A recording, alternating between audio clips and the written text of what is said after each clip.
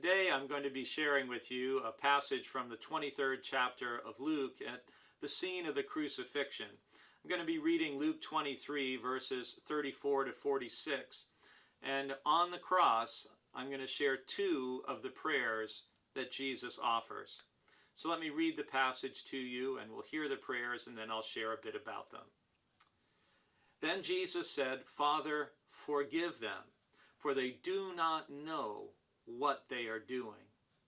And they cast lots to divide his clothing, and the people stood by, watching. He saved others. Let him save himself if he is the Messiah of God, his chosen one. The soldiers also mocked him, coming up and offering him sour wine and saying, "If you are the king of the Jews, save yourself." There was also an inscription over him, "This is the King of the Jews." One of the criminals who were hanged there kept deriding him and saying, "Are you not the Messiah? Save yourself and us." But the other rebuked him, saying, "Do you not fear God, since you are under the same sentence of condemnation? And we indeed have been condemned justly, for we are getting what we deserve for our deeds. But this man has done nothing wrong." Then he said, "Jesus, remember me when you come into your kingdom." He replied, "Truly I tell you, today you will be with me in paradise."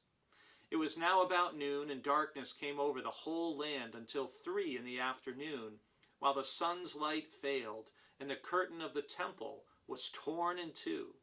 Then Jesus, crying with a loud voice, said, "Father, into your hands I commend my spirit." Having said this, he breathed his last. These two prayers from the cross that Luke gives us both tell us a great deal about Jesus. I mean, think about someone in your life who you are struggling to forgive.